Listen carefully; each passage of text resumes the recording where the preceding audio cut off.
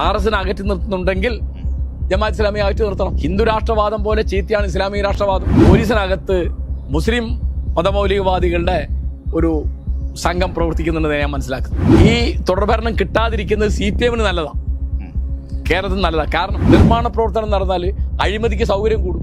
Syllabus പരിഷ്കരിച്ച് അങ്ങ് അഴിമതി നടത്താൻ പറ്റില്ല. ചങ്ങമ്പുഴയുടെ വാഴക്കൊല, വൈലോപ്പിള്ളിയുടെ വാഴക്കൊല എന്ന് എഴുതിയാലും PhD കിട്ടും. ഇപ്പൊ നമുക്കെന്താ തട്ടി നിരത്താനുള്ള ഒരു സാധന ഭൂമി എന്താണ്? നമുക്ക് ഷോപ്പിംഗ് കോംപ്ലക്സ് ഉണ്ടാക്കണം, തിയേറ്റർ ഉണ്ടാക്കണം, ആശുപത്രി ഉണ്ടാക്കണം, റോഡ് ഉണ്ടാക്കണം, വീടുണ്ടാക്കണം. ചേറിൽ പണിയെടുക്കുന്നതുകൊണ്ട് പുച്ഛാണല്ലോ. നമ്മളാരെ തിരുമേനി എന്ന് വിളിച്ചത്? വേർക്കാതെ വീട്ടിലിരിക്കുന്ന ബ്രാഹ്മണനെ തിരുമേനി എന്ന് വിളിച്ചു. തിരുമേനി എന്ന് വിളിക്കേണ്ടവനെ ആയിരുന്നില്ലേ? മലയാളം എഴുതാനും വായിക്കാനും അറിയാത്ത കുട്ടിക്കാണ് നിങ്ങൾ 10ാം തരത്തിൽ എല്ലാ പേപ്പറിനും A+ ഇട്ട് കൊടുത്തത്. കേരളം ഇന്ത്യയിൽ ഏറ്റവും കൂടുതൽ ജനസംഖ്യ എന്ന് പറയാൻ പറ്റില്ലെങ്കിലും ഡെൻസിറ്റി ഓഫ് പോപ്പുലേഷൻ, ജനസാന്ദ്രത ഏറ്റവും കൂടിയ ഒരു സ്ഥലമാണ്. മാത്രമല്ല നമ്മൾ ഈ പറയുന്ന വികസനത്തിന്റെ ഭാഗമായിട്ടാണ് ഇവിടുത്തെ മനുഷ്യർ മാനുഫാക്ചറിങ് സെക്ടർ, സെക്കൻഡറി MSME സെക്ടറാണ് കേരളത്തിൽ ഏറ്റവും കൂടുതൽ ആളുകൾക്ക് തൊഴിൽ കൊടുക്കുന്നത്. അവിടെ നിന്ന് നമ്മൾ സേവന മേഖലയിലേക്ക് പോകുന്നു. അപ്പോൾ കൂടുതൽ സമ്പത്ത് ഉണ്ടാക്കുന്ന മേഖലകളിലേക്ക് ആളുകൾ പോകുന്നു. ഇപ്പോൾ കൃഷിയോട് സ്വാഭാവികമായിട്ടും ഒരു പുതിയ തലമുറയ്ക്ക് താല്പര്യമില്ലാത്തതിൻ്റെ പ്രശ്നവും കൃഷിയിൽ നിന്ന് ആളുകൾ അകലുന്നതുമായിട്ട് ബന്ധപ്പെട്ടിട്ടുണ്ട്. മാത്രമല്ല ഈ ആളുകൾ സ്വതന്ത്രമായി വീട് വെച്ച് താമസിക്കുന്നു. ഒരു വീട്ടിൽ താമസിച്ചിരുന്ന 4 ആളുകൾ ഒരു കുടുംബമായി മാറി താമസിക്കുമ്പോൾ കേരളത്തിൽ സ്ഥലത്തിൻ്റെ വലിയ തോതിലുള്ള പരിമിതിയില്ല. അപ്പം നമ്മളെ സംബന്ധിച്ച് ഈ സംഭവിച്ചുകൊണ്ടിരിക്കുന്ന മാറ്റം ഒരു സാമൂഹ്യമായ മാറ്റമല്ലേ, അതൊരു പോളിസി പാരാലിസിസിൻ്റെ, നമ്മുടെ നയങ്ങളുടെ അല്ലെങ്കിൽ രാഷ്ട്രീയ ഇച്ഛാശക്തിയുടെ കുറവ് കൊണ്ടാണ് ഇവിടെ കൃഷി നശിക്കുന്നതെന്ന് നമുക്ക് പറയാൻ പറ്റുമോ? അത് നമ്മുടെ സമൂഹം എന്നുള്ള നിലയിൽ നമുക്ക് ഉണ്ടാവുന്ന ഒരു സ്വാഭാവിക പരിവർത്തനമായിട്ട് നമുക്കതിനെ എടുക്കാൻ കഴിയില്ലേ? നമ്മൾ ഈ കൃഷി സംരക്ഷിക്കുമ്പോൾ ഉണ്ടാവുന്ന ആദ്യത്തെ കാര്യം ഞാൻ വിചാരിക്കുന്നത് ഭൂമി സംരക്ഷണം അതിൽ നടക്കും. ഞാനൊരു ഉദാഹരണം പറഞ്ഞു. ഇപ്പോൾ ഇവിടെ ഇൻ്റർലോക്ക് ഇട്ടാൽ ഇവിടെ വെള്ളം താഴില്ല, അതുകൊണ്ട് കിണർ പറ്റില്ല. ചെറിയ ഉദാഹരണം പറയും. ഇപ്പം നിങ്ങൾ ഈ പറഞ്ഞ സേവന മേഖലയിലേക്ക് തിരിഞ്ഞു, നിങ്ങൾ കൃഷി ശ്രദ്ധിക്കുന്നില്ല. എന്താണ് നിങ്ങൾക്ക് വരുമാനമല്ല ഞാൻ പറഞ്ഞത്. അപ്പോൾ ഈ നിങ്ങൾ മനസ്സിലാക്കേണ്ട ഒരു കാര്യം, ഇവിടുത്തെ ഭൂപ്രകൃതി മാറിയതിൻ്റെ ഏറ്റവും വലിയ തെളിവ് ഇവിടുത്തെ കാലാവസ്ഥാ വ്യതിയാനമാണ്. ശരിയാണോ? അതെ, ആണോ? തീർച്ചയായിട്ടും. അതായത് കർക്കിടകം 1-ാം തീയതി മഴ പെയ്യും എന്ന് നിങ്ങൾക്ക് പറയാൻ പറ്റില്ല. ഇല്ല. ഞാറ്റുവേല കൃത്യമായിട്ട് വരും നിങ്ങൾക്ക് പറയാൻ പറ്റില്ല. ഇവിടെ കുരുമുളക് എല്ലാവരും ഇത്തവണ പറങ്കികൾ കൊണ്ടുപോയി എന്ന് പറഞ്ഞാൽ സാമൂരിപ്പാട് പറഞ്ഞവരോട് കൊണ്ടോക്കോട്ടെ ഞാറ്റുവേല ആരും കൊണ്ടുപോകില്ലല്ലോ എന്നാ. ഞാറ്റുവേല കൊണ്ടുപോകും കണ്ടോ. സാമൂരിപ്പാട് പറഞ്ഞത് അന്ന് ശരിയല്ല. കാരണം നമ്മൾ ഈ കൃഷി ഉണ്ടെങ്കിൽ നമ്മൾ ഭൂമിയെ ശ്രദ്ധിക്കുള്ളൂ. ഇപ്പോൾ ഞാൻ നിങ്ങളോട് ചോദിക്കുന്നു, 2018 2019 ഉണ്ടായ പ്രളയത്തിൽ നമുക്കൊരു ഉത്തരവാദിത്വം ഇല്ലാന്ന് വിചാരിക്കണ്ടോ? ഇല്ല. അപ്പോഴോ? അതായത് നിങ്ങൾ ഉരുൾപൊട്ടുമ്പോൾ, അല്ലെങ്കിൽ അതിപ്രളയം വരുമ്പോൾ, അല്ലെങ്കിൽ വറുതി വരുമ്പോൾ, അല്ലെങ്കിൽ വലിയ മഹാമാരി വരുമ്പോൾ അതിൽ നിങ്ങളുടെ ഒരു ഉത്തരവാദിത്തമുണ്ട്. ഇപ്പം ഞാനൊരു ചെറിയ ഉദാഹരണം പറഞ്ഞുതരാം. ഞാൻ എല്ലാ ദിവസവും രാവിലെ നടക്കാൻ പോകുന്ന ഒരാളാണ്. എൻ്റെ കുട്ടിക്കാലത്ത് തണുപ്പ് കണ്ടാൽ ഞാൻ ഉമ്മയോട് ചോദിക്കും, കുട എടുക്കണം. അപ്പോൾ ഉമ്മ നോക്കിയിട്ട് പറയും, വേണ്ട, പുറത്ത് പോകുമ്പോൾ മഞ്ഞുണ്ട്, മഴ പെയ്യില്ല.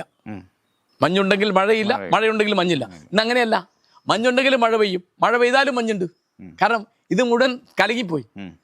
നിങ്ങളുടെ ഭൂപ്രകൃതി, നിങ്ങളുടെ കാലാവസ്ഥ മുഴുവൻ നിങ്ങളുടെ പിടിയിൽ നിന്ന് പുറത്തേക്ക് പോയി. ഇപ്പം എപ്പോഴാ പ്രളയം ഉണ്ടാവുക, എപ്പോഴാ മഴ പെയ്യുക, എപ്പോഴാണ് ഉരുൾപൊട്ടുക, നിങ്ങൾക്കൊരു കണക്കുമില്ല. ഇപ്പം 2018 ഏതാണ്ട് 10-20 വട്ടം ഉരുൾപൊട്ടിയ ഒരു പഞ്ചായത്താണ് കാരശ്ശേരി പഞ്ചായത്ത്. ഭാഗ്യത്തിന് ആരും മരിച്ചില്ല. അന്ന് 37 വട്ടമൊറ്റ ഉരുൾപൊട്ടൽ, വലുതും ചെറുതും ഉരുൾപൊട്ടലുണ്ടായ തൊട്ടടുത്ത പഞ്ചായത്ത് കൂടരഞ്ഞ പഞ്ചായത്ത്, അവിടെ 1-2 പേര് മരിച്ചു. ഞാൻ പറഞ്ഞ പ്രകൃതിയുടെ ഈ താളം നിലനിർത്തണമെങ്കിൽ നമുക്ക് കൃഷി വേണം. കാരണം അപ്പോഴേ നമ്മളതിനെ സ്നേഹിക്കുള്ളൂ, അപ്പോഴേ നമ്മളതിനെ സംരക്ഷിക്കുള്ളൂ. ഇപ്പം നമുക്കെന്താ തട്ടി നിരത്താനുള്ള ഒരു സാധന ഭൂമി എന്താണ്? നമുക്ക് ഷോപ്പിംഗ് കോംപ്ലക്സ് ഉണ്ടാക്കണം, തിയേറ്റർ ഉണ്ടാക്കണം, ആശുപത്രി ഉണ്ടാക്കണം, റോഡ് ഉണ്ടാക്കണം, വീടുണ്ടാക്കണം. ഇതാണ് ഇപ്പോൾ നമ്മുടെ ഒരു അന്തസ്സിൻ്റെ സംഭവം എന്ന് പറയുന്നത്. എല്ലാവരും, ഞാനടക്കം. അപ്പോൾ മറ്റുള്ളവരെ മാത്രമല്ല, ഇപ്പോൾ ഈ തരത്തിൽ നമ്മൾ മണ്ണിൻ്റെ, പാറയുടെ, വെള്ളത്തിൻ്റെ ആലോചിച്ച് നോക്കൂ. ഈ 44 വൻ നദികളുള്ളൊരു ജലസമൃദ്ധിയുടെ കാര്യത്തിലൊരു വലിയ ഇതുള്ള സ്ഥലമാണ് കേരളം. ഇവിടുത്തെ എത്ര നദികൾ ശുദ്ധമാണ് നിങ്ങൾ പറയും? ഞാൻ ചെറിയ ഉദാഹരണം പറഞ്ഞുതരാം. എൻ്റെ കുട്ടിക്കാലത്ത് ചാലിയാറിൻ്റെ തീരത്താണ് എൻ്റെ ഉമ്മയുടെ വീട്, തൊട്ട വീടാ. അങ്ങോട്ട് കയറി. അന്ന് എൻ്റെ അമ്മാവൻ്റെ വീട്ടിൽ കിണറില്ല. എന്താ കാരണം? പുഴയിൽ നിന്ന് മുക്കിക്കൊണ്ടുവന്ന് വെള്ളം കൊണ്ടാ കഞ്ഞി ഉണ്ടാക്കുക, അതുകൊണ്ട് ചോറുണ്ടാക്കുക. അതുകൊണ്ടാണ് കന്നിന് കൊടുക്കുക. 1963 കൂടി ഈ ഗോൾഡ് റൈൻസ് വന്നു. മലിനജലം മുഴുവൻ ചാലിയാറിൽ ഒഴുക്കി വിടുകയാണ്. അവിടുന്ന് പുറത്തേക്ക് വരുന്ന അന്തരീക്ഷം മലിനീകരണം. ഇപ്പോഴും അത് നിർത്തിയിട്ട് എത്ര കൊല്ലായി? 2001 നിർത്തിയത്, ഇപ്പൊ 10 രൂപ കൊല്ലായി. ഇപ്പോഴും അവിടെ ഈ വാഴക്കാട് മാവൂർ പഞ്ചായത്തുകളിൽ ക്യാൻസർ രോഗികളുടെ എണ്ണം കൂടുതലാണ്. അന്ന് പറഞ്ഞാൽ അവിടെ ജോലി ഉണ്ടല്ലോ എല്ലാവർക്കും.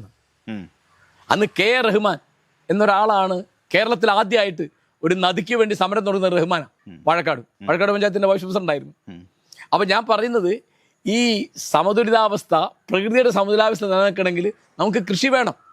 അപ്പോഴാണ് മണ്ണിനെ രക്ഷിക്കാൻ സാധിക്കുക. ഇതില്ലാതെ ഈ മണ്ണ് നമുക്ക് ചവിട്ടിക്കൂട്ടാൻ എന്തോ സാധനമാണെന്ന് വിചാരിച്ചാൽ അതിന്റെ വില ഇപ്പൊ നമ്മൾ കൊടുക്കുന്നത് 2012 2019 ആൾക്കാർക്ക് മനസ്സിലായല്ലോ. ഇപ്പോഴും അങ്ങനെ സംഭവിക്കാതിരിക്കട്ടെ.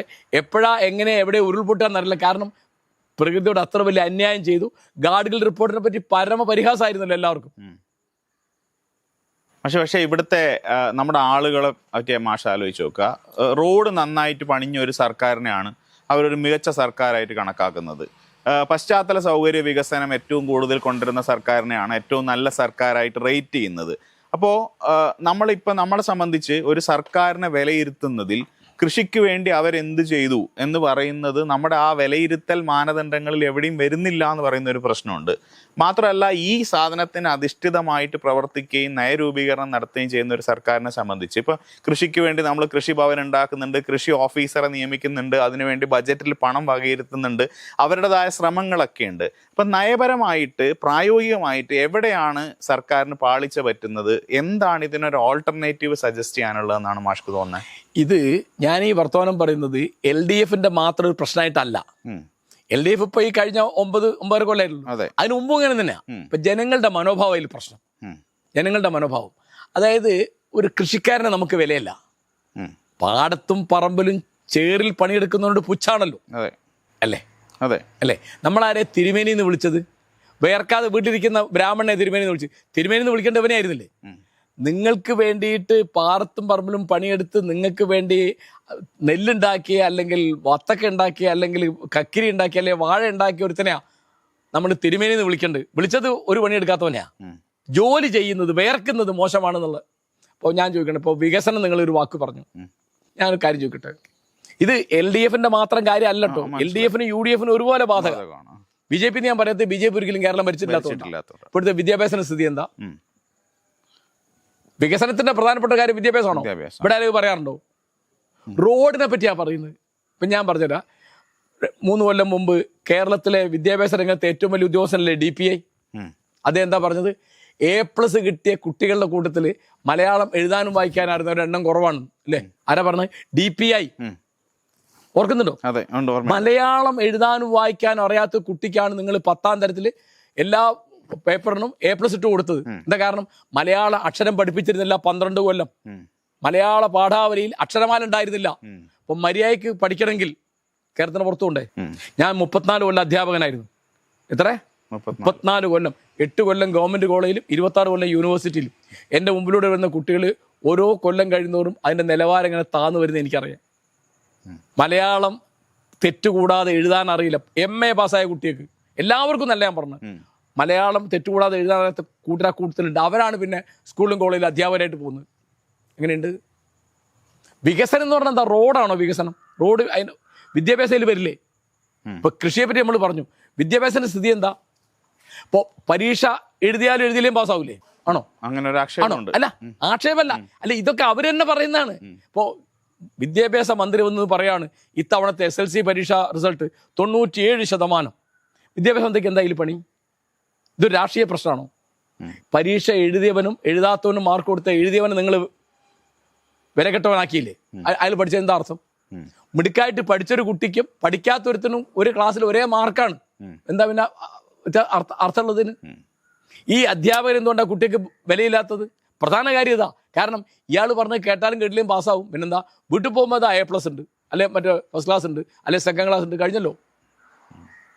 ഇവിടെ എനിക്ക് പരിചയമുള്ള കുട്ടികൾ ഇപ്പോൾ എന്താ അന്ന് ബഹുമാനപ്പെട്ട മന്ത്രി ശിവൻകുട്ടി ചെയ്തത്? DPI ഒരു മീറ്റിങ്ങിൽ പറഞ്ഞത് പുറത്ത് വന്നത് എങ്ങനെയെന്ന് അന്വേഷിച്ച്, അല്ലാതെ അയൽവക്കത്തുള്ള 10 A+ കിട്ടിയ കുട്ടികളെ വിളിച്ചിരുത്തിയിട്ട് കേട്ടെടുത്ത് കൊടുക്കാൻ വേണ്ട. അതല്ലേ അന്വേഷണം എന്ന് പറയുന്നത്. ഞാൻ വെല്ലുവിളിക്കാം. അങ്ങനെ DPI പറഞ്ഞത് സത്യമാണ്. എല്ലാവരും അങ്ങനെയൊന്നല്ല, അങ്ങനെയുള്ള കുട്ടികളുണ്ട്. A+ കിട്ടിയ കുട്ടിക്ക് കേട്ടെഴുത്ത് കൊടുത്താൽ തെറ്റാൻ പാടില്ലല്ലോ. മലയാള വാക്കാ പറഞ്ഞത്. പിന്നെ മലയാള അക്ഷരമാല പഠിപ്പിക്കില്ല, ഇംഗ്ലീഷ് അക്ഷരമാല പഠിപ്പിക്കും, അറബി അക്ഷരമാല പഠിപ്പിക്കും, ഹിന്ദി പഠിപ്പിക്കും, സംസ്കൃതം പഠിപ്പിക്കും, മലയാളം പഠിപ്പിക്കണ്ട. മലയാള പഠനമൊക്കെ എവിടെ എത്തിയെന്ന് നിങ്ങൾ വിചാരം? ഞാൻ മലയാള അധ്യാപകനായിരുന്നു, എനിക്കറിയാം. അപ്പോൾ വികസനം എന്ന് പറയുന്നത് അതിലൊരു പ്രധാന കാര്യം കൃഷി, ഒരു കാര്യം വിദ്യാഭ്യാസം, പിന്നെ ഏറ്റവും പ്രധാനം എൻ്റെ കണക്കിന് സാമൂഹ്യ നീതിയാണ്. ഇപ്പം നല്ല റോഡുണ്ട്, നല്ലതല്ലേ? പാലമുണ്ട്, നല്ലതല്ലേ? നീതി ഇല്ലെങ്കിലോ? ഇപ്പോൾ കോഴിക്കോട് മെഡിക്കൽ കോളേജ് 1-ാം തരം ബിൽഡിംഗ് ഇല്ലേ, 1-ാം തരം ഗേറ്റ് ഇല്ലേ, വലിയ ഡോക്ടർമാരില്ലേ? അവിടെയാണ് ഹർഷിന എന്ന് പറഞ്ഞൊരു വീട്ടമ്മയ്ക്ക് ഓപ്പറേഷൻ്റെ സമയത്ത് അവരുടെ വയറ്റിൽ കത്രിക വെച്ച് തുന്നിപ്പോയത്. അത് തിരിച്ചറിഞ്ഞാൽ അവർ സമരം ഇപ്പോഴും അവർക്ക് നീതി കിട്ടിയോ? ആ നീതി കൊടുക്കാത്ത മെഡിക്കൽ കോളേജിൽ നല്ല ബിൽഡിംഗ് ഉണ്ടായിട്ട് കാര്യമുണ്ടോ? വികസനം എന്നുള്ള ഒരു പ്രത്യയശാസ്ത്രമല്ല, അതൊരു ലക്ഷ്യമല്ല, അതൊരു മാർഗമാണ്. ലക്ഷ്യം എന്താണ്? സാമൂഹ്യ നീതിയാണ്. സാമൂഹ്യ നീതിക്ക് എന്താ വേണ്ടത്? തുല്യത വേണം. അപ്പോൾ വിദ്യാഭ്യാസത്തിലോ സംസ്കാരത്തിലോ ഇപ്പോൾ ഇപ്പോഴത്തെ സിനിമ അല്ലെ ഇപ്പോഴത്തെ പാട്ട് അല്ലെ ഇപ്പോഴത്തെ ഫുട്ബോള്, ഇങ്ങനെ എല്ലാ കാര്യങ്ങളും വേണമല്ലോ. റോഡും ബിൽഡിംഗ് ഉണ്ടായാൽ എന്താ ഗുണം എന്ന് പറയും? പാലൊക്കെ ഉണ്ടായാൽ, നിർമ്മാണ പ്രവർത്തനം നടന്നാൽ അഴിമതിക്ക് സൗകര്യം കൂടും. സിലബസ് പരിഷ്കരിച്ചാൽ അങ്ങ് അഴിമതി നടത്താൻ പറ്റില്ല. നിങ്ങളുടെ സിലബസിന്റെ സ്ഥിതി എന്താ? ഞാനിത് അറിഞ്ഞുകൊണ്ടാ പറഞ്ഞത്. ഞാൻ കുറച്ചാൽ കമ്മിറ്റിയിലൊക്കെ ഇരുന്ന ഒരാളാണ്. അപ്പോൾ ആ തരത്തിൽ വികസനം എന്ന് പറയുന്നത് നാനാമുഖം ഉള്ളൊരു സാധന, ഒരു മുഖം മാത്രമല്ല. നോക്കിയാൽ കാണും റോഡ്, പാലം, എയർപോർട്ട്. പക്ഷേ യൂണിവേഴ്സിറ്റിയുടെ ബിൽഡിംഗ് അല്ല യൂണിവേഴ്സിറ്റി ആണോ? അല്ല. യൂണിവേഴ്സിറ്റിയുടെ ബിൽഡിംഗ് അല്ല യൂണിവേഴ്സിറ്റി. അവിടുന്ന് വരുന്ന കുട്ടികളാണ്, അവർ എഴുതുന്ന പ്രബന്ധങ്ങളാണ്. ഇവിടെ ഇപ്പോൾ PhD കിട്ടിയ ആൾക്കാരുടെ കഥയൊക്കെ നിങ്ങൾ കേട്ടില്ല, ഞാൻ പറയണ്ടല്ലോ. ചങ്ങമ്പുഴയുടെ വാഴക്കൊല, വൈലോപ്പിള്ളിയുടെ വാഴക്കൊല എന്ന് എഴുതിയാലും PhD കിട്ടും. അത് ആ ഗൈഡ് വായിച്ചു നോക്കിയില്ല, പരീക്ഷകന്മാരും വായിച്ചു നോക്കിയില്ല. ഉണ്ടെങ്കിൽ മനസ്സിലാവില്ലേ? പത്രക്കാർക്കാണത് മനസ്സിലായത്. ഇംഗ്ലീഷിലും എല്ലാവരും ഇങ്ങനെയൊന്നല്ല, ഇങ്ങനെയുള്ളവർക്കും PhD കിട്ടുന്നുണ്ട്. പിന്നെ PhDക്ക് എന്താ വില? ആൾക്ക് മഹാപരിഹാസമാണ് ഇപ്പോൾ PhD എന്ന് പറഞ്ഞാൽ, അല്ലേ? അല്ലേ? അതെ. ഞാൻ വെറുതെ പറയണോ? അല്ല, PhD തീർച്ചയായിട്ടും PhD ഒരു പരിഹാസമായി തീർന്നില്ലേ? അപ്പൊ ഇതിൽ വികസനം വേണ്ടേ? വിദ്യാഭ്യാസത്തിൽ വികസനം വേണ്ടേ? വേണം. ഇപ്പൊ കേരളത്തിന്റെ വികസനത്തിന്റെ ബേസ് വിദ്യാഭ്യാസ. കാരണം ഒരു നൂറ്റാണ്ട് മുമ്പ് തുടങ്ങി. നാരായണഗുരുവിന്റെ പ്രധാനപ്പെട്ട ഒരു വചനം തന്നെ അതാണ്: വിദ്യ കൊണ്ട് പ്രബുദ്ധരാവുക, സംഘടന കൊണ്ട് ശക്തരാവുക. ഇപ്പം മുസ്ലിങ്ങളുടെ ഇടയ്ക്കുള്ള വലിയ പരിഷ്കർത്താക്കളിൽ ഒരാളാണ് സയ്യിദ് സനാഉല്ലാ മക്തി തങ്ങൾ. അദ്ദേഹത്തിന്റെ പ്രധാനപ്പെട്ട പ്രബോധനം മലയാളവും ഇംഗ്ലീഷും പഠിക്കണം എന്നാണ്. അദ്ദേഹം 1912 മരിച്ചുപോയി. വേറൊരാൾ വക്കം മൗലവി, അദ്ദേഹം 1932 മരിച്ചുപോയി. അദ്ദേഹം പറഞ്ഞു ഇംഗ്ലീഷും മലയാളം പഠിക്കണം എന്നാ. അപ്പൊ ഇത് ഇവിടുത്തെ പഴയ ഒരു വിദ്യാഭ്യാസത്തിൽ ഇപ്പം അയ്യങ്കാളിയോട് ഗാന്ധി ചോദിച്ചു അങ്ങേക്ക് എന്താ വേണ്ടത്? അദ്ദേഹം പറഞ്ഞു എൻ്റെ സമുദായത്തിൽ ഞാൻ മരിക്കുന്നതിന് മുമ്പേ 10 BA കാണണം. എല്ലാവർക്കും ഇതിന്റെ മൂല്യം അറിയാം. അയ്യങ്കാളി പഠിച്ചിട്ടില്ല, പക്ഷെ അദ്ദേഹത്തിന് ഇതിന്റെ മൂല്യം അറിയാം. അദ്ദേഹം കണ്ടിട്ടാണ് മരിച്ചത്. അപ്പൊ ഞാൻ ചോദിക്കുന്നത്, ഇന്നത്തെ ഈ കേരളത്തിലെ വിദ്യാലയങ്ങളിൽ, കലാലയങ്ങളിൽ, സർവകലാശാലകളിൽ എന്താ നടക്കുന്നത്? ഏതെങ്കിലും ഇവിടെ ഇപ്പൊ 2 മന്ത്രിയുണ്ട്, വിദ്യാഭ്യാസ മന്ത്രി, ഉന്നത വിദ്യാഭ്യാസ മന്ത്രി. ഏതെങ്കിലും യൂണിവേഴ്സിറ്റിയിൽ മര്യാദയ്ക്ക് ഒരു വൈസ് ചാൻസലർ ഉണ്ടോ? കേരള യൂണിവേഴ്സിറ്റിയിൽ എന്താ ഉണ്ടായിരുന്നത്? മര്യാദയ്ക്ക് ഇംഗ്ലീഷ് എഴുതാൻ അറിയാത്ത ഒരു ആളവിടെ വൈസ് ചാൻസലർ ആയിരുന്നു, അല്ലേ? പത്രത്തിൽ അദ്ദേഹത്തിന്റെ വാർത്ത വന്നില്ലേ? ഗവർണർക്ക് ഒരു കത്തെഴുതി കൊടുത്തു, അദ്ദേഹത്തിന് ഇംഗ്ലീഷ് എഴുതാൻ അറിയില്ല, വൈസ് ചാൻസലറാ. അവിടുത്തെ ഒരു വിദ്യാർത്ഥി അല്ലത്, അവിടുത്തെ ഒരു MA പഠിക്കുന്ന ഒരു വിദ്യാർത്ഥിയെ പറ്റിയാണ് നമുക്കിത് മനസ്സിലാക്കാം. He's the vice chancellor. മനസ്സിലായോ? അപ്പോ അങ്ങനെ ഒന്നിനും മൂല്യമില്ലാത്ത തരത്തിൽ. അപ്പൊ വികസനത്തിന്റെ ഏറ്റവും ബേസിക് ആയ ഒരു സാധനം, അടിസ്ഥാനപരമായ കാര്യം ഞാൻ വിചാരിക്കുന്നത് വിദ്യാഭ്യാസമാണ്. ഇപ്പോ മര്യാദയ്ക്ക് പഠിക്കുന്ന ആളുകൾ മുഴുവൻ കേരളത്തിന് പുറത്തേക്കാ പോണത്. ശരിയാണോ ഞാൻ പറഞ്ഞത്? അതേപ്പോ ഞാൻ പറഞ്ഞുതരാം. IAS എഴുതുന്ന കുട്ടികൾ നല്ല ശതമാനം കേരളീയരുണ്ട്. പക്ഷെ ആ കേരളീയരൊക്കെ ഒന്നുകിൽ ബോംബെയിലോ ഡൽഹിയിലോ കൽക്കട്ടയിലോ മദ്രാസിലോ പഠിച്ചവരാ, കേരളത്തിൽ പഠിച്ചവരല്ല. ആരുമില്ല എന്നല്ല പറഞ്ഞത്, ഭൂരിപക്ഷം. ഇപ്പോ നിങ്ങൾ ആലോചിച്ചാൽ മതി. ഇവിടെ ഇപ്പൊ ഞങ്ങളുടെയൊക്കെ കുട്ടിക്കാലത്ത് 10ാം തരം പാസ്സായാൽ ഇംഗ്ലീഷ് എഴുതാനും വായിക്കാനും അറിയാമായിരുന്നു. ഞങ്ങൾക്കൊന്നും പറ്റിയിരുന്നില്ല. ഞങ്ങളൊക്കെ നേരെ ആയത് കോളേജ് വന്ന് പ്രീ-ഡിഗ്രിയും ഡിഗ്രിയൊക്കെ ഇംഗ്ലീഷ് പഠിച്ചിട്ടാ. മനസ്സിലായോ? SLCയുടെ നിലവാരം ഞാൻ പറഞ്ഞു പഴയ കാലത്ത്. ഇപ്പോ നിങ്ങൾ ഉറപ്പ് ഞാൻ പറയുന്നു, ഇംഗ്ലീഷ് MA-ക്കാരെ പറ്റില്ല പറഞ്ഞു, മറ്റുള്ള സെക്കൻഡ് ലാംഗ്വേജ് ആയിട്ട് BA വരെ ഇംഗ്ലീഷ് പഠിച്ച ആൾക്കാരും ഇംഗ്ലീഷിൽ മര്യാദയ്ക്കൊരു പരാതി എഴുതുക, ഒരു കത്ത് എഴുതുകയൊന്നും ചെയ്യില്ല. അപൂർവമായിട്ടുള്ള എക്സെപ്ഷൻ ഉണ്ടാവും, സാധാരണ പറ്റില്ല. മലയാളത്തിൽ തന്നെ പറ്റില്ല എന്നിട്ടാണ്. അപ്പോൾ വിദ്യാഭ്യാസത്തിന്റെ വികസനത്തിന്റെ ഏറ്റവും അടിസ്ഥാനപരമായി വേണ്ട കാര്യം കൃഷി നമ്മുടെ ആഹാരത്തിൻ്റെ കാര്യമാണെങ്കിൽ മറ്റേ നമ്മുടെ മാനസികമായ ആരോഗ്യത്തിൻ്റെ നമ്മുടെ തലച്ചോറിൻ്റെ കാര്യം വളരെ പിന്നിലല്ലേ വിദ്യാഭ്യാസത്തിൻ്റെ കാര്യത്തിൽ. പക്ഷെ നമ്മൾ നമ്പേഴ്സിലൊക്കെ മെച്ചമാണല്ലോ. ഇപ്പം നമ്മൾ സാക്ഷരതയുടെ കാര്യത്തിൽ നമ്മൾ മുമ്പിലാണ്. ഏറ്റവും കൂടുതൽ ആളുകൾ പ്രാഥമിക വിദ്യാഭ്യാസം നേടുന്നു, നമ്മൾ ഹയർ സെക്കൻഡറി വിദ്യാഭ്യാസം നേടുന്നു, ഏറ്റവും കൂടുതൽ ബിരുദധാരികൾ ഉണ്ടാവുന്ന സാഹചര്യമുണ്ട്. എല്ലാവർക്കും ആക്സസ് ടു എഡ്യൂക്കേഷൻ നമുക്ക് ഇക്വിറ്റബിൾ ആയിട്ട് ഉറപ്പുവരുത്താൻ കഴിയുന്നുണ്ട്. അപ്പം നയങ്ങളിലൂടെ നമ്മൾ നേടേണ്ടതായിട്ടുള്ള വിജയങ്ങളെല്ലാം നമ്മൾ നേടുന്നില്ലേ? അല്ല, ഈ എണ്ണത്തിൻ്റെ കാര്യത്തിൽ ഇപ്പോൾ കേരളത്തിന് പുറത്തോ ഇന്ത്യക്ക് പുറത്തോ ഉള്ള യുവാക്കളാരും അവരുടെ മക്കളെ സാമാന്യമായി ഇവിടെ പഠിപ്പിക്കുന്നില്ല. അപ്പം ഞാൻ എൻ്റെ കാര്യം പറഞ്ഞുതരാം. എനിക്ക് 3 മക്കളാണ്. എൻ്റെ മൂത്ത പെൺകുട്ടി 10ാം തരം കഴിഞ്ഞപ്പോൾ ഞാൻ അവളെ പഠിപ്പിച്ചത് മംഗലാപുരത്താണ്. അതിൻ്റെ താഴെ ഒരു ആൺകുട്ടിയുണ്ട്. അയാൾ BA വരെ ഇവിടെ പഠിച്ചു, MA MPhil PhD ഒക്കെ അയാൾ ഹൈദരാബാദിലാണ്. അതിൻ്റെ താഴെ എനിക്ക് ആൺകുട്ടിയുണ്ട്. അയാൾ പ്രീ ഡിഗ്രി കഴിഞ്ഞിട്ട് ഡിഗ്രി പഠിച്ച അലഹാബാദിലാണ്. കാരണം അവർക്ക് എഞ്ചിനീയറിംഗ് പഠിക്കണം. അപ്പോൾ അവർ അലഹാബാദ് പോയി. ശരി. അപ്പോൾ ഇവിടത്തെക്കാൾ മെച്ചപ്പെട്ട സംഗതി ഇപ്പോൾ ഹൈദരാബാദ് യൂണിവേഴ്സിറ്റിയിൽ ഇംഗ്ലീഷ് MA എന്ന് പറഞ്ഞ ഒരു സംഗതിയാണ്, അല്ലെ JNUവിലെ ഹിസ്റ്ററി MA എന്ന് പറയുന്നത് ഒരു സംഗതിയാണ്. അത്തരം ഇവിടെ ഇല്ലല്ലോ. ഇവിടെ MA MPhil PhD അതൊക്കെ കാലം ആർക്കും ഒന്നും തിരിയില്ല എന്നല്ല ഞാൻ ഈ പറയുന്നത്. സാമാന്യമായി അതിന്റെ നിലവാരം തകർന്നുകൊണ്ടിരിക്കുകയാണെന്ന് ആരും സമ്മതിക്കും. പക്ഷെ കേരളത്തിലെ യൂണിവേഴ്സിറ്റികൾ, ഇന്ത്യയിലെ യൂണിവേഴ്സിറ്റികളുടെ റാങ്കിങ് ഒക്കെ വരുമ്പോൾ കേരളത്തിലെ കോളേജുകളും യൂണിവേഴ്സിറ്റികളും ഒക്കെ അതിൽ മികച്ച നിലവാരം പുലർത്തുന്നതായിട്ടാണ് കാണിക്കുന്നത്. അത് പ്രായോഗികമായിട്ട് വരുന്നില്ല. അല്ല, ഞാൻ പറയുന്നത് ഇതിപ്പോൾ ഈ റാങ്കിങ്ങിൻ്റെ ഒക്കെ മാനദണ്ഡം എന്താണെന്ന് സത്യം പറഞ്ഞാൽ എനിക്ക് അറിഞ്ഞൂടാ. അതിപ്പോൾ ഒരാള് 10 പുസ്തകം പ്രസിദ്ധീകരിച്ചു, അതിനൊരു 5 മാർക്ക് ഉണ്ടെന്ന് വിചാരിച്ചു. അങ്ങനെ നിങ്ങൾക്ക് ഇത്ര പബ്ലിക്കേഷൻ ഉണ്ട്, അല്ലെ ഇത്ര, ആ പുസ്തകത്തിന്റെ ക്വാണ്ടിറ്റി അല്ലല്ലോ കാര്യം, അതിന്റെ ക്വാളിറ്റി അല്ലേ. അങ്ങനെ ഞാൻ പറഞ്ഞത്. അതായത് ഒരു കുട്ടി ഒരു പേപ്പറിൽ വൈലോപ്പള്ളിയുടെ വാഴക്കുല എന്ന് എഴുതിയാൽ ഒരു അബദ്ധം വരാൻ മനുഷ്യൻ, അത് ഗൈഡ് നോക്കണ്ടേ, 3 എക്സാമിനർമാർ നോക്കണ്ടേ, ആരും നോക്കിയിട്ടില്ല. പ്ലേഗിയാരിസം ഇവിടുത്തെ PhD തീസുകളുടെ ഒരു പകർപ്പെഴുത്ത്, കട്ടെഴുത്ത്, ഒരു സാധാരണ സംഭവം. അത് നോക്കാനിപ്പോൾ കമ്പ്യൂട്ടർ ആപ്പൊക്കെ ഉണ്ടായിരുന്നു. അങ്ങനെ പരാതിയുള്ള പലരും നടപടി നേരിടാതെ യൂണിവേഴ്സിറ്റികളിൽ തുടരുന്നുണ്ടെന്ന് ഞാൻ കേട്ടത്. എനിക്കല്ല, ഞാൻ റിട്ടയർ 25 കൊല്ലായി. മാഷ് കഴിഞ്ഞ തെരഞ്ഞെടുപ്പ് കാലത്ത് പറഞ്ഞിരുന്നു, ഒരു രാഷ്ട്രീയ പാർട്ടി തുടർച്ചയായിട്ട് ഭരിക്കുന്നു എന്ന് പറയുന്നത് ജനാധിപത്യത്തിന് അത്ര ഭൂഷണമായൊരു കാര്യമല്ല, അത് ഒരു ഏകാധിപത്യ പ്രവണതയിലേക്ക് നയിക്കാനുള്ള സാധ്യതകളുണ്ട് എന്നുള്ളത്. ഇപ്പോൾ നമ്മളൊരു 3ാം തുടർ ഭരണത്തെപ്പറ്റി കേരളം ചർച്ച ചെയ്ത് തുടങ്ങുന്ന ഒരു കാലമാണ്. മാത്രമല്ല, ഒരു വളരെ വെൽഫെയറിസ്റ്റ് ആയിട്ടുള്ള ഒരു ഗവൺമെന്റ്, അതിദാരിദ്ര്യം നിർമ്മാർജ്ജനം ചെയ്തു എന്ന് അവകാശപ്പെടുന്ന ഒരു ഗവൺമെന്റ്. ഇപ്പം അവര് പെൻഷന്റെ തുക വർദ്ധിപ്പിക്കുന്നു, അതിന്റെ ഗുണഭോക്താക്കളെ കൂട്ടുന്നു, പുതിയ തലമുറയിലെ ആളുകൾക്കാണെങ്കിലും സഹായം ചെയ്യുന്ന സാഹചര്യം ഉണ്ടാകുന്നു. അങ്ങനെ വളരെ വെൽഫെയറിസ്റ്റ് ആയിട്ടുള്ള ഒരുപാട് പോളിസികളുമായിട്ട് ഗവൺമെന്റ് മുന്നോട്ട് വരുന്നുണ്ട്. അപ്പോൾ അവരൊരു 3ാമത്തെ ഒരു തുടർ ഭരണത്തിലേക്ക് പോകുന്നു എന്ന് പറയുന്ന ഒരു ചർച്ചയാണ് കേരളത്തിൽ നടക്കുന്നത്. മാഷ് കഴിഞ്ഞ തെരഞ്ഞെടുപ്പ് കാലത്തെ അതേ അഭിപ്രായത്തിൽ തുടരുന്നുണ്ടോ, അതോ ഇവിടെ ഒരു മാറ്റം വീണ്ടും വരണമെന്ന് മാഷ് കരുതുന്നുണ്ടോ? ഞാൻ പറയാം. 17 കൊല്ലം തുടർച്ചയായിട്ട് ജവഹർലാൽ നെഹ്റു ഇന്ത്യ ഭരിച്ചു. അത് നന്നായി എന്ന് അഭിപ്രായമുള്ള ആളെ ഞാൻ.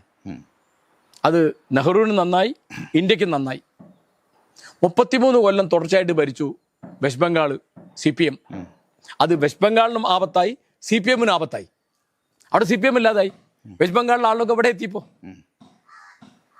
അപ്പോൾ തുടർ ഭരണത്തിന് 2 തരത്തിലേക്ക് അത് പോകാം എന്നതിൻ്റെ 2 ഉദാഹരണങ്ങൾ ഞാൻ പറഞ്ഞു. അപ്പോൾ ഇവിടുത്തെ കാര്യം എന്താണ്?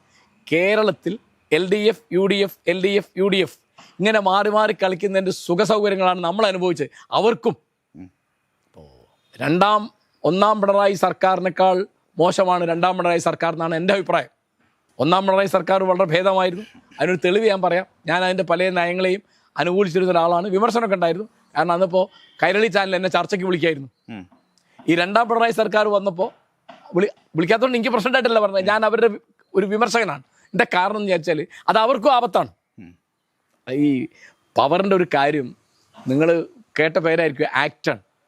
അദ്ദേഹം ബ്രിട്ടനിലെ ഒരു വലിയ രാഷ്ട്രീയ ചിന്തകൻ, എഴുത്തുകാരനൊക്കെ ആയിരുന്നു. 1902 മരിച്ചുപോയി. അദ്ദേഹത്തിൻ്റെ ഒരു വചനം വളരെ പ്രസിദ്ധമാണ്, ഇപ്പോൾ വളരെ പ്രസക്തമാണ്. Power corrupts and absolute power corrupts absolutely. അധികാരം ദുഷിപ്പിക്കുന്നു, പരമായ അധികാരം പരമായി ദുഷിപ്പിക്കുന്നു. ഇപ്പോൾ ഈ തുടർഭരണം കിട്ടാതിരിക്കുന്നത് CPM-ന് നല്ലതാണ്, കേരളത്തിന് നല്ലതാണ്. കാരണം ഈ മാറ്റം അത്രയേ ഉള്ളൂ. അല്ലാതെ ഇവരിപ്പോൾ എല്ലാം ഇവർ ചെയ്തത് മുഴുവൻ തെറ്റാണ്, അങ്ങനെയൊന്നല്ല. തെറ്റ് ഇവർക്ക് പറ്റിയിട്ടുണ്ട്. ഇപ്പോൾ ശിവശങ്കറിൻ്റെ കാര്യമോ, സ്വപ്ന സുരേഷിൻ്റെ കാര്യമോ, അല്ലെങ്കിൽ രവീന്ദ്രൻ്റെ കാര്യമോ, അല്ലെങ്കിൽ ഇപ്പോൾ ജയിലിൽ കിടക്കുന്ന വാസുവിൻ്റെയോ പത്മകുമാറിൻ്റെ കാര്യമൊക്കെ ആലോചിച്ചാൽ നിങ്ങൾക്ക് മനസ്സിലാവും. അത് അത്തരം കാര്യങ്ങൾ ഇപ്പോൾ കരുവന്നൂർ ബാങ്കിൻ്റെ കാര്യം ആലോചിച്ചാൽ മനസ്സിലാവും.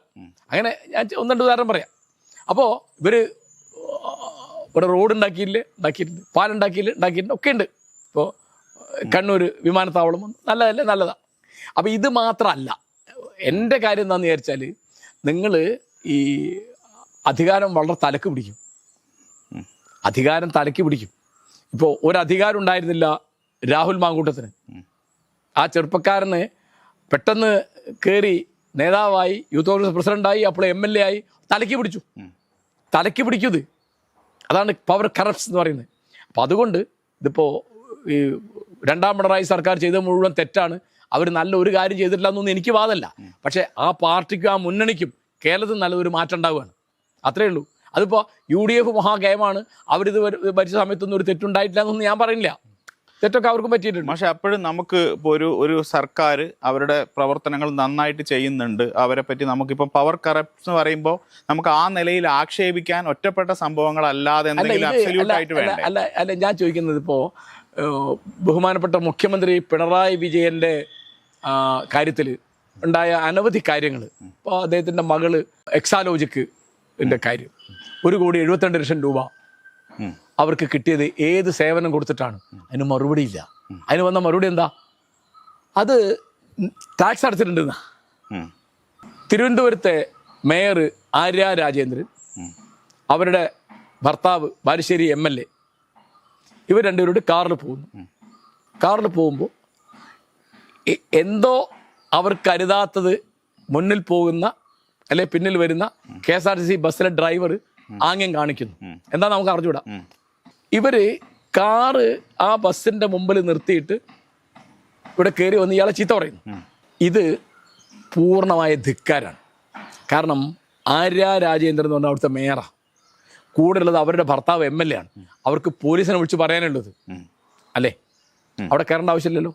ആ കയറി കഴിഞ്ഞപ്പോൾ ആ CCTVയുടെ മെമ്മറി കാർഡ് കാണാതെയാവുക. ഇപ്പോൾ കേസെടുത്ത ആരെ പേരില്ല?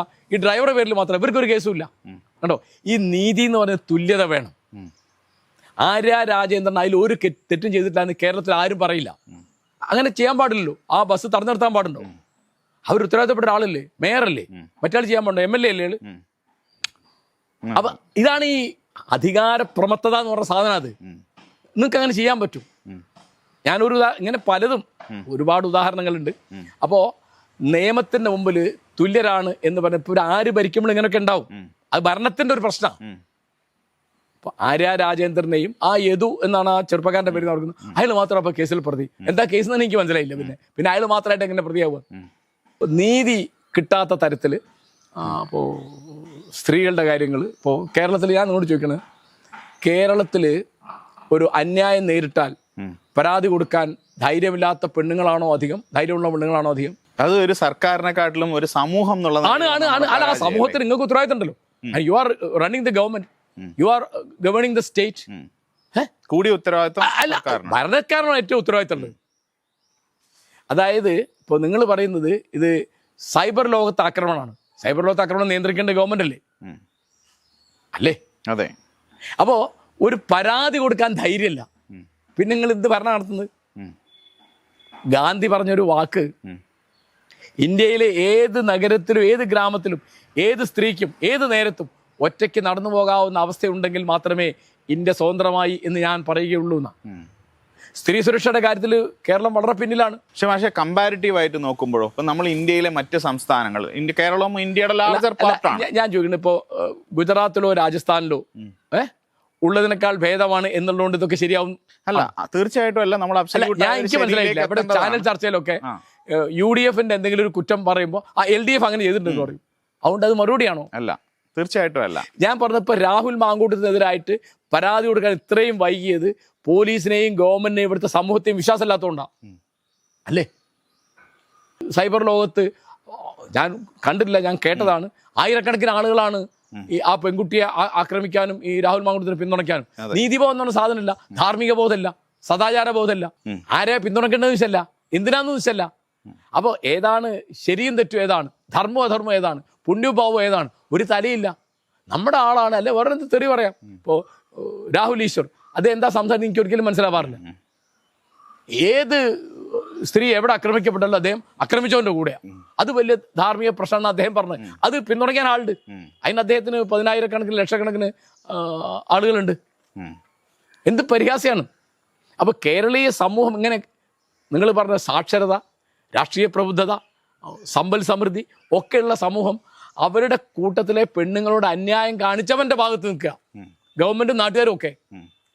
രാഹുൽ മാങ്കൂട്ടത്തിൽ അന്ന് രാജിവെക്കാൻ പറയേണ്ട അയാളോട്, അന്ന് പുറത്താക്കേണ്ട അയാളെ എന്തിനാ വൈകിയത്? പിന്നെ ആലോചിച്ച് രാഹുൽ മാങ്കൂട്ടത്തിൽ ഈ തെറ്റുകുറ്റങ്ങളൊക്കെ പുറത്തു വന്നതിന് ശേഷം അദ്ദേഹത്തെ ന്യായീകരിച്ച് പറയുന്ന ആരാണ്? കെ സുധാകരനാണ്. ചെറിയ ആളാണ് അദ്ദേഹം. MLA ആയിരുന്നു, മന്ത്രിയായിരുന്നു, MP ആയിരുന്നു, ഇപ്പോഴും MP ആണ്. ഈ അടുത്ത കാലം വരെ KPCC പ്രസിഡന്റായിരുന്നു. വളരെ മുതിർന്നൊരു നേതാവാണ്. അദ്ദേഹം ചേർത്ത് നിർത്തും. പിന്നെ ഞാൻ വേദി പങ്കിടും. അപ്പോൾ അത് പറഞ്ഞ് സതീശനെതിരായിട്ടാണ് ഇത്, സതീശനെതിരായിട്ട് അങ്ങനെ ഉപയോഗിക്കാമെന്നാണ് ആലോചിക്കുന്നത്. അല്ലാതെ അവനവന്റെ ഒരു ധാർമ്മിക പ്രശ്നമില്ല. മോറൽ സെൻസിബിലിറ്റി എന്ന് പറയുമല്ലോ, സദാചാരം അടിസ്ഥാനമാക്കിയുള്ള നിങ്ങൾക്കൊരു നീതിബോധം വേണം, അതില്ല. മാഷ് അതേപോലെ കേരളത്തിലെ പോലീസിങ്ങിനെ പറ്റി മാഷക്ക് ന്യായമായ ആക്ഷേപങ്ങൾ ഉള്ളതായിട്ടാണ് ഞാൻ മനസ്സിലാക്കുന്നത്. എസ്പെഷ്യലി പോലീസിൽ ഒരു സംഘപരിവാർ വൽക്കരണം ഉണ്ട് എന്ന് പറയുന്ന ഒരു കാര്യം മാഷ് പല സ്ഥലങ്ങളിലും പറഞ്ഞ് ഞാൻ കേട്ടിട്ടുണ്ട്. അതെ, മാഷ് എന്താണ് അത്തരത്തിലൊരു തോന്നൽ മാഷക്ക് ഉണ്ടാവാൻ മാത്രം, അല്ലെങ്കിൽ അതിനെ എങ്ങനെയാണ് ഇപ്പം നമ്മളെ സംബന്ധിച്ച് നമ്മുടെ പോലീസിങ് സിസ്റ്റം, അതിലേക്ക് ആളെ എടുക്കുന്ന സംവിധാനമൊക്കെ ഇന്ത്യയിൽ ഏതാണ്ട് എല്ലാ സ്ഥലത്തും യൂണിഫോം ആയിട്ട് പോകുന്ന ഒരു കാര്യമാണ്. അപ്പോൾ അത് വലിയൊരു അളവിൽ ഫുൾ പ്രൂഫ് ആയിരിക്കും. കാരണം ഒരു റിട്ടേൺ ടെസ്റ്റ് എഴുതി, ഒരു കായിക പരീക്ഷ പൂർത്തിയാക്കി, ഒരു ഇൻ്റർവ്യൂ പൂർത്തിയാക്കിയിട്ടൊക്കെയാണ് നമ്മൾ പോലീസിൻ്റെ ഇതിലേക്ക് ആളുകളെ എടുക്കുക. അപ്പോൾ അതിൽ ഏതെങ്കിലും തരത്തിലുള്ള ഒരു രാഷ്ട്രീയവൽക്കരണം നടക്കുന്നുണ്ടെങ്കിൽ അത് വ്യക്തിപരമായ ഒരു ചോയ്സിൻ്റെ ഭാഗമായിരിക്കാനല്ലേ സാധ്യതയുള്ളൂ. അതിനെ നമുക്കൊരു വ്യവസ്ഥയുടെ പ്രശ്നമായിട്ട് കണക്കാക്കാൻ പറ്റുമോ? അല്ലെങ്കിൽ അതിനെ എസ്പെഷ്യലി ഇവിടുത്തെ LDF ഗവൺമെന്റിന്റെ കാലഘട്ടത്തിൽ അവരതിനു വേണ്ടി എന്തെങ്കിലും പ്രത്യേകിച്ച് കോൺട്രിബ്യൂട്ട് ചെയ്യുന്നുണ്ടെന്ന് മാഷ്ക്ക് അഭിപ്രായമുണ്ടോ? ഈ കാര്യം പറഞ്ഞത് ഞാനല്ല, ആനിരാജ. ആനിരാജ് ആരാ നിങ്ങൾക്ക് ഞാൻ പറഞ്ഞിട്ടുണ്ടല്ലോ. വേണ്ട. CPIയുടെ അഖിലേന്ത്യാ തലത്തിലുള്ള വളരെ പ്രധാനപ്പെട്ട നേതാവാണ് ആനിരാജ. അവരാണ് പറഞ്ഞത് കേരളത്തിലെ പോലീസിൽ സംഘപരിവാറിന്റെ സ്വാധീനം വളരെ കൂടുതലാണ്. എനിക്ക് തോന്നിയ ഞാൻ പറയാം. പോലീസിൽ നിന്ന് പുറത്തു വരുന്ന ആൾക്കാരൊക്കെ BJPയിലാണല്ലോ ചേരുന്നത്. TP Senkumar, Sreelekha, Jacob Thomas, പിന്നെ ലോക്നാഥ് ബെഹ്റ BJPയുടെ ആളാണെന്ന് എല്ലാവരും പറയുന്നു. അജിത് കുമാർ RSUമായിട്ട് രഹസ്യ സംഭാഷണം നടത്തി. അദ്ദേഹം മിണ്ടുന്നില്ല. അപ്പം അദ്ദേഹം വലിയ ഉന്നത ഉദ്യോഗസ്ഥനല്ലേ. ഇപ്പോൾ പണ്ടത്തെ ശ്രീവാസ്തവ, അവരൊക്കെ RSകാരാണെന്ന് എല്ലാവരും പറയുന്ന ആൾക്കാരാണ്. അവർക്ക് യാതൊരു ബുദ്ധിമുട്ടില്ല. അജിത് കുമാറിന് വല്ല വിഷമമുണ്ടോ? ഇല്ല. അപ്പൊ അത് എനിക്ക് IPS ഞാൻ പറഞ്ഞ IPS IAS നോക്കിയിട്ട് കാര്യമില്ല. അതിപ്പോ ഇവരൊക്കെ IPS ഒക്കെ ഉണ്ടാവും. അതായത് ഇപ്പോ അവരൊക്കെ കേന്ദ്രവുമായിട്ടാണ് കുറച്ചുകൂടെ കൂടുതൽ ബന്ധപ്പെട്ടത്. അതെ, അല്ല ഞാൻ ചോദിക്കുന്നത് ഇപ്പം ഞാൻ പറഞ്ഞത് ഇപ്പൊ ഏറ്റവും അധികം ഇവിടെ വെറുക്കപ്പെട്ടിരുന്ന ഒരാളാണ് MV രാഘവന്റെ മന്ത്രിയായിരിക്കുമ്പോൾ കൂത്തോർപ്പ് വെടിവെപ്പ് റവാഡ ചന്ദ്രശേഖർ, ഇപ്പോഴത്തെ DGP. അദ്ദേഹം ഇവിടെ ഏറ്റവും വെറുക്കപ്പെട്ടിരുന്ന ആളാണ്. ഇപ്പൊ ഇവിടെ DGP ആകുന്നത് വരെ. ആരാ അങ്ങനെ പറഞ്ഞത്? ഞാനല്ല, CPM ആണ് പറഞ്ഞത്. CPM പറഞ്ഞതാണ്. അപ്പോൾ അതോ പോലീസ് സ്റ്റേഷനിൽ പോയാൽ തല്ലുകൊള്ളുകയില്ല എന്ന് ഉറപ്പുള്ളത് BJPക്കാർക്കും RSകാർക്കുമാണ്. CPMന് തല്ലുകൊള്ളുന്നുണ്ടെന്ന് അവർ തന്നെ ഫേസ്ബുക്കിലും വാട്സാപ്പിലും എഴുതുന്നു. അവർക്കാണ് സ്വാധീനമുള്ളത്, ഞാനല്ല പറയുന്നത്. പിന്നെ ഞാൻ പോലീസ് സ്റ്റേഷനിൽ ഇതുവരെ ഭാഗ്യവശാൽ ഒരു കാര്യത്തിന് പോണ്ടി വന്നിട്ടില്ല. എനിക്ക് നമ്മൾ നോക്കുമ്പോൾ പല തരത്തിൽ ഡിസ്ക്രിമിനേഷൻ. പിന്നെ ഞാൻ മനസ്സിലാക്കുന്ന ഒരു കാര്യം, പോലീസിനകത്ത് മുസ്ലിം മതമൗലികവാദികളുടെ ഒരു സംഘം പ്രവർത്തിക്കുന്നുണ്ടെന്ന് ഞാൻ മനസ്സിലാക്കുന്നത്. പക്ഷേ അവരുടെ എണ്ണം കുറവാണ്, മറ്റൊരു എണ്ണം കൂടുതലാണ്, മറ്റൊരു ഉന്നത സ്ഥാനത്തുള്ള ആളാണ്. ലോക്നാഥ് ബെഹ്റ അവരുടെ ആളാണ് എന്നെല്ലാവരും. അജിത് കുമാറിനെ പറ്റി ആരും മിണ്ടിയില്ലല്ലോ. അജിത് കുമാർ RSUമായിട്ട് ചർച്ച നടത്തി. അദ്ദേഹം ചർച്ച നടത്താൻ രാഷ്ട്രീയക്കാരനാണോ? അദ്ദേഹം പോലീസുകാരനല്ലേ, പോലീസ് ഓഫീസറല്ലേ. പിന്നെ പോലീസിന്റെ ആവശ്യം ചർച്ച നടത്തി, അത് പറയാലോ, രഹസ്യമല്ലല്ലോ അത്. അദ്ദേഹം മിണ്ടുന്നേ ഇല്ല. MR അജിത് കുമാർ മിണ്ടുന്നില്ല. MR അജിത് കുമാർ എന്താ ചെയ്തതെന്ന് ആഭ്യന്തര വകുപ്പിന്റെ ചാർജുള്ള മുഖ്യമന്ത്രിയും മിണ്ടുന്നില്ല. എന്താ മിണ്ടാത്തേ? ഞാൻ ചോദിക്കുന്നതേ ഉള്ളൂ, എന്താ മിണ്ടാത്തത്? ജനങ്ങൾക്ക് വിശ്വാസമല്ല, അതുറപ്പാ. ജനങ്ങളെല്ലാവരും ഇപ്പോൾ LDFലും UDFലുള്ള ആളുകൾ ഒരുപോലെ പോലീസിൽ വിശ്വാസം കുറഞ്ഞിട്ടുണ്ട്. ഇപ്പോൾ പെൺകുട്ടികൾ പരാതി എഴുതി കൊടുക്കേണ്ടത് പോലീസ് സ്റ്റേഷനിലാണോ? ഇപ്പോൾ രാഹുൽ മാങ്കൂട്ടത്തിനെതിരായിട്ടുള്ള ആദ്യം പരാതി കൊടുത്ത പെൺകുട്ടി മുഖ്യമന്ത്രിയുടെ ഓഫീസിൽ പോയി. എന്താ പോലീസ് സ്റ്റേഷനിൽ പോകാൻ ധൈര്യമായിട്ടല്ലേ എന്നാ ഞാൻ വിചാരിക്കുന്നത്. അതിന് അവിടെ പോകുന്നത് MLAക്കെതിരെയുള്ള പരാതിയാവുമ്പോൾ അല്ല, അതുകൊണ്ടൊന്നും MLAക്കെതിരെ പോലീസ് സ്റ്റേഷനിൽ കൊടുക്കാൻ പാടില്ലേ? പോലീസിനെ വിശ്വാസമല്ല, അവർ നീതി ചെയ്യും എന്ന് ന്യായമായ കാര്യം ചെയ്യുന്ന വിശ്വാസമല്ല എന്നാണ് എനിക്ക്. അല്ല, എത്ര പേര് ഇപ്പോഴും അവർ പിന്നെ പരാതി കൊടുക്കാത്തതാണ് എന്ന് പറയുന്നു. കാരണം പരാതി കൊടുത്തിട്ട്, കാരണം ഒന്നാമത് ഇപ്പോൾ പോലീസിനേക്കാൾ ഭീകരമാണ് ഇവിടുത്തെ സൈബർ ആക്രമണം. യാതൊരു ലജ്ജയും നാണവും ഇല്ലാതെ, യാതൊരു നീതിബോധവും ധാർമ്മിക ബോധവും ഇല്ലാതെ ചീത്ത പറയുക. മാഷ് ഇപ്പോൾ അടുത്ത തെരഞ്ഞെടുപ്പ് ആസന്നമായിരിക്കുന്ന ഒരു സമയമാണ്. അപ്പം നമ്മളെ സംബന്ധിച്ച് മാറ്റം എന്ന് പറയുന്ന ഒരു ആസ്പെക്റ്റിന് വേണ്ടി മാത്രം ട്രാക്ക് റെക്കോർഡിൽ മോശമായിട്ടുള്ള ഒരു പാർട്ടീനെ ഇലക്ഷനിൽ ജയിപ്പിക്കണം എന്നുള്ളതാണോ മാഷ അഭിപ്രായം? ഇല്ല, ഞാനിപ്പോൾ ഇലക്ഷനിൽ UDF ജയിപ്പിക്കണമെന്ന് ഞാൻ പറയുന്നില്ല. ഞാൻ ആരും അല്ല ഒന്നും പറയാൻ. ഞാനിപ്പോൾ പറഞ്ഞാൽ ആരാ കേൾക്കാൻ പോണ്? എൻ്റെ ഭാര്യയും കൂടി ഞാൻ പറഞ്ഞാൽ വോട്ട് ചെയ്യുമെന്ന് അറിഞ്ഞൂടെ? ഞാൻ ആളോട് ഇന്നാൾക്ക് വോട്ട് ചെയ്യുമെന്ന് പറഞ്ഞാൽ ഞാൻ പറഞ്ഞ ഇത്രയേ ഉള്ളൂ. അതായത് നമ്മുടെ ഒരു പണി നിലവിലുള്ള ഒരു വ്യവസ്ഥയിൽ ഏതെങ്കിലും തരത്തിൽ അനീതിയോ അന്യായമോ അക്രമമോ കണ്ടാൽ അത് വിളിച്ചു പറയാന്നുള്ളതാണ്. ഇപ്പോൾ ഇവിടെ ഇപ്പം നടന്നുകൊണ്ടിരിക്കുന്നപ്പോൾ എനിക്കിപ്പോൾ എന്നോട് പലരും ചോദിച്ചു അടുത്ത നിയമസഭകളിൽ ആര് വരും. ഞാൻ പറഞ്ഞു എനിക്ക് അറിഞ്ഞൂടാ, എനിക്ക് പ്രവചിക്കാൻ അറിഞ്ഞൂടാ, അൺപ്രഡിക്റ്റബിൾ ആണ്. എന്താ കാരണം? ഞാൻ പറഞ്ഞപ്പോൾ ഇവർ ഈ അയ്യപ്പ സംഗമം, ആഗോള സംഗമം, പിന്നെ അത് കഴിഞ്ഞിട്ട് അവിടുത്തെ സ്വർണ്ണക്കൊള്ള, ഇതിൻ്റെ ഒക്കെ പ്രയോജനം കിട്ടാൻ പോകുന്നത് മിക്കവാറും BJPക്കാണ് ഞാൻ വിചാരിക്കുന്നത്. പാലക്കാട്ട് രാഹുൽ മാങ്കൂട്ടത്തിൽ ജയിക്കുമ്പോൾ 2ാം സ്ഥാനത്ത് ആരാണ്?